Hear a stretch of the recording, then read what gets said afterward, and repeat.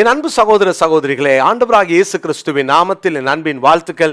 மீண்டுமாக இந்த நாளிலும் இன்னொரு இன்றைய முத்து என்ற சிறிய தியானத்தின் மூலமாக உங்களை சந்திப்பதிலே மகிழ்ச்சி அடைகிறேன். கிருபையும் சமாதானமும் நம் அனைவரோடும் கூட இருப்பதாக.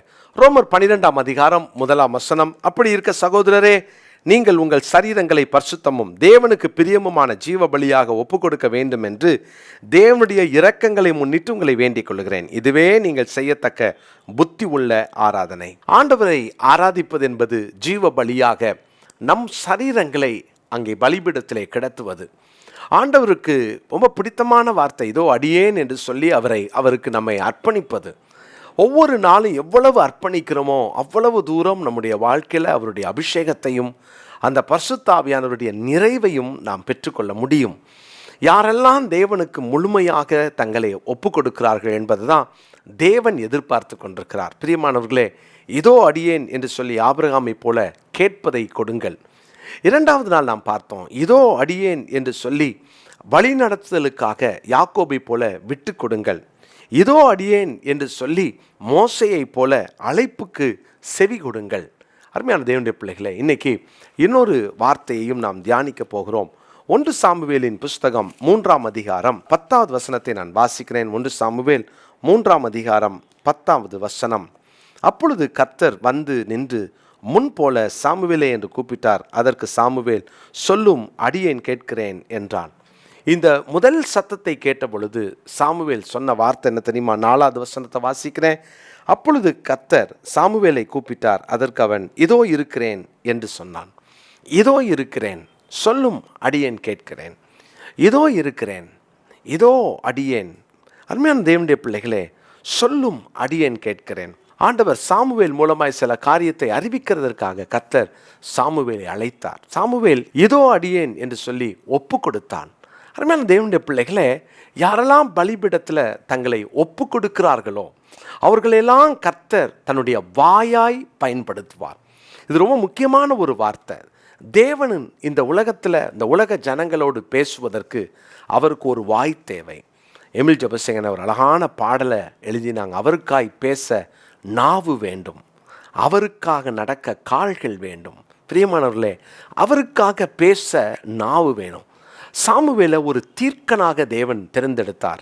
ஒரு தீர்க்கதரிசி யார்? தேவனுடைய வாயாய் செயல்படுகிறவன், மவுத் பீஸ் ஆஃப் காட் என்று சொல்லலாம். அவருடைய வாயாய் செயல்பட இன்னைக்கு ஆண்டவருக்கு ஆட்கள் தேவை. இன்னைக்கு உங்கள் வாய் உலகத்துக்காக பேசலாம், யாரோ ஒருத்தருக்காக வாயா இருந்து பேசலாம், யாரோ ஒருத்தருக்காக நீங்கள் ரியாக்ட் பண்ணலாம், சண்டை போடலாம், அவங்களுக்காக நீங்கள் போய் நின்று அங்கே வழக்காடலாம். ஆனால் தேவனுக்காக பேசுகிறவர்கள் எத்தனை பேர்? நீங்கள் ஆண்டவருக்கு உங்களை ஒப்பு கொடுப்பீர்களா? உங்கள் சரீரங்களை ஜீவ பலியாக ஒப்பு கொடுத்தால் தேவன் உங்களை அவருடைய வாயாய் பயன்படுத்துவார். உங்கள் வாய் தேவனை குறித்து பேசட்டும், தேவனுக்காக பேசட்டும். அந்த வாயை தான் கர்த்தர் இன்னைக்கு எதிர்பார்க்கிறார். இன்னைக்கு ஒப்பு கொடுக்க முடியுமா? இதோ அடியேன், இதோ அடியேன். அருமையான தேவனுடைய பிள்ளைகளே, வேத புஸ்தகத்தில் ஆண்டவருக்காக எச்சரிக்கவும் ஆண்டவருடைய காரியங்களை பேசவும் ஆண்டவர் இன்றைக்கு ஆட்களை எதிர்பார்க்கிறார். அதனால தான் எசேக்கியேல் தீர்க்கதரிசியை பாருங்க, ஆண்டவருடைய மவுத் பீஸாக அந்த எசேக்கியேல் தீர்க்கதரிசியை தேவன் தேர்ந்தெடுத்தார். அதனால தான் எசேக்கியேல் 33ஆம் அதிகாரத்தின் 7வது வசனத்தில் இப்படியாய் வாசிக்கிறோம். மனுபுத்திரனே, நான் உன்னை இஸ்ரவேல் வம்சத்தாருக்கு காவல்காரனாக வைத்தேன். ஆகையால் நீ என் வாயினாலே வார்த்தையை கேட்டு என் நாமத்தினாலே அவர்களை எச்சரிப்பாயாக. பாருங்க, இந்த வசனத்தில் எப்படியாய் வாசிக்கிறோம்? உன்னை இஸ்ரவேல் வம்சத்தாருக்கு காவல்காரனாக வைத்தேன். காவல்காரன் வெறுமையாக வருகிற ஆபத்தை தடுக்கிறது மாத்திரமல்ல, காவல்காரன் யார் தெரியுமா? அந்த தேவனுடைய வார்த்தையை வாயினாலே அவர் வாயினாலே பிறந்த அந்த வார்த்தையை கேட்டு அவருடைய நாமத்தினாலே அவர்களை எச்சரிக்க வேண்டும்.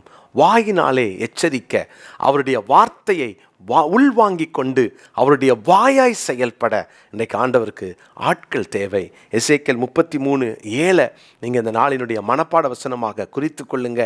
பிரியமானவர்களே, பாருங்க, சாமுவேல் எவ்வளவு தாழ்மையாய் நடந்து கொண்டான். ஒருவேளை உலகத்துக்காக உங்கள் வாய் பேசலாம், 1000 காரியங்களை நீங்கள் அறிந்து நீங்கள் பயங்கரமான பேச்சாளராக இருக்கலாம். ஆனால் ஆண்டவருக்கு முன்பாக யாரெல்லாம் தங்களை தாழ்த்துகிறார்களோ தாழ்த்துகிறவர்கள் தான் ஆண்டவருக்காக அவருடைய வாயாய் செயல்பட முடியும். தாழ்த்தி, ஆண்டவரே உங்கள் வாயா நான் இருக்கேன், ஏன் மூலமாக நீங்கள் பேசுங்க, ஆண்டவரே உங்கள் வார்த்தையை என் வாயில் போடுங்க சொல்ல முடியுமா? சொல்லி பாருங்கள். அதுதான் அவர் இருதயத்தை குளிர பண்ணும். இதோ அடியேன் என்று பலிபீடத்தில் உங்களை கிடத்திருங்க, உங்கள் வாயா என்னை பயன்படுத்துங்கன்னு கேளுங்க. கர்த்தர் உங்களை கொண்டு யார்கிட்டையோ பேச போகிறார். உங்களை கொண்டு உங்கள் மூலமாக உங்கள் வாயை அவர் பயன்படுத்த விரும்புகிறார். எதையோ ஒன்று கர்த்தர் செய்ய விரும்புகிறார். இன்றைக்கி ஆண்டவருக்கு உங்களை ஒப்பு கொடுப்பீங்களா? பலிபீடத்தில் நம்மளை கிடத்துவோம். இதோ அடியேன், ஆண்டவருக்கு ஒப்பு கொடுப்போம். தேவன் நம்மை பயன்படுத்துவார். ஜெபிக்கலாம். நல்ல தாப்பனே, இதோ அடியேன் என்று நாங்களும் எங்களை ஒப்பு கொடுக்கிறோம். உம்முடைய வாயாய் செயல்பட, உம்முடைய வார்த்தையை கேட்டு அதை நாங்கள் சொல்லி எச்சரிக்க எங்களை அர்ப்பணிக்கிறோம். தொடர்ந்து எங்களை பயன்படுத்தும். ஆண்டவருடைய நாமம் எங்களிலே மகிமைப்படட்டும். இயேசுவின் மூலமாக ஜெபிக்கிறோம் நல்ல பிதாவே, ஆமென்.